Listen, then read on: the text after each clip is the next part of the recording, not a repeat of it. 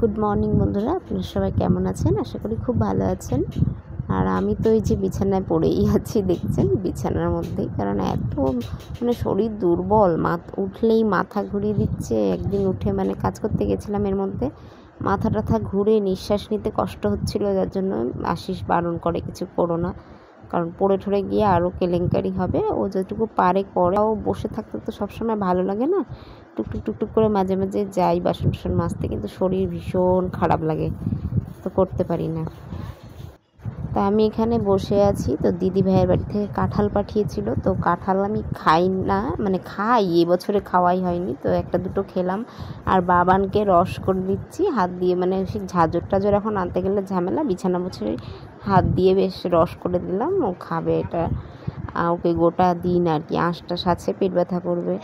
আর বিছানায় বসে বসে সামনে বাড়ি দিদির সাথে গল্প করছি, এই করি, জানলার ধারে বসি, যে আসে গল্প করি। ওই দিদি ছাদে যখন ওঠে, ছাদের থেকে গল্প করি, সিঁড়ির থেকে। এইরকমই চলছে। আর চুপচাপ বসে থাকতে ভালোও লাগে না সবসময়, কী আর করবো। এই যে কাঁঠালের রসটা হয়ে গেছে, বাবান বললো একটু খাইয়ে দাও, তো ওকে খাইয়ে দিচ্ছি।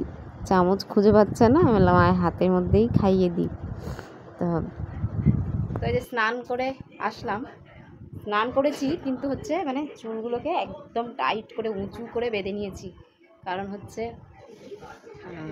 খুব গরম লাগছে, চুল একদম ভিজে, একদম একদম চিপচিপ করছে ভিজে, তাও আমি খুলে রাখতে পারছি না, কারণ এত গরম, থাকা যাচ্ছে না। রোদ আজকে প্রচণ্ড রোদ, বাইরেটা দেখাই, দাঁড়া, চকচক করছে রোদে একেবারে। এই যে দেখুন রোদ, মার জন্য কাঁঠালের দানা, মশারি টশারি সব কেচে দিয়েছে, সব বাইরে বার করেছে। এত রোদ আছে, সবাই কাছাকাছি করছে, কম্বল কাঁথা, আমি পাচ্ছি না কিছু করতে।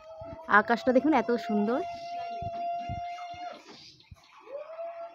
আগের দিনও এরকম সুন্দর, খুব সুন্দর আকাশটা লাগছিল কয়েকদিন আগে, আবার এরকম সুন্দর মেঘ করেছে, মেঘ না, সাদা মেঘ, নীল নীল আকাশের মধ্যে দারুণ লাগছে।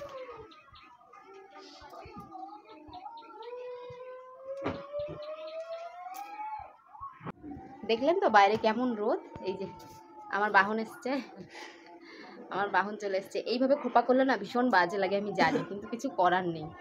এত রোদের মধ্যে, এত গরমে আমি পারা যাচ্ছে না। বাহনের খাওয়া হয়ে গেছে, বাহনকে খাওয়া দিয়ে আমি গিয়েছিলাম স্নান করতে।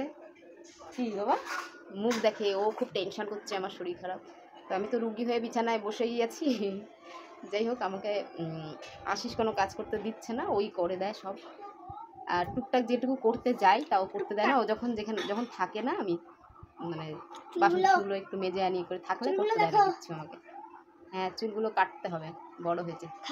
তো যাই হোক, আমি এখন খেয়ে নেব। এখন বাজে কটা, 2টো বাজতে 10 মিনিট বাকি আছে, তো খাবো। গরমের জন্য দেরি করে স্নান করলাম, কারণ স্নান করলে তো আবার গরম লাগবে। হ্যাঁ বাবা, তো খেয়ে নিই আগে। আজকে রান্নাই তো দেখাইনি, দেখিয়ে নি, চলুন। এই যে কচু শাক ছোলা দিয়ে, বাবান ভীষণ ভালোবাসে, সকালবেলাও খাওয়া হয়েছে, এখন আশিসের আমার রয়েছে, সবার হয়ে গেছে। আর এটা হচ্ছে ডাটার চচ্চড়ি, কাঁঠালের দানা, আলু দিয়ে মা রান্না করেছিল। এটা কেমন বোঝা যাচ্ছে না যেন। হ্যাঁ, আর হলো ডাল, মুসুরের ডাল। এই ছিল আজকের খাওয়া দুপুরে। তো চলুন খেয়ে নিই আমি আগে, খিদে পেয়ে গেছে আমার।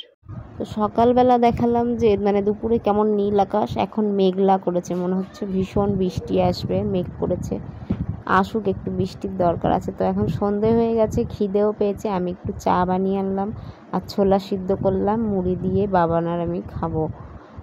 তো বাবানকে দিয়ে দিলাম, আমিও খাবো, ভালো লাগে আর কি, উল্টো পাল্টা কিছু খাওয়ার থেকে ছোলা সিদ্ধ আগে ভেজে নিতে, এখন আর ভাজি না।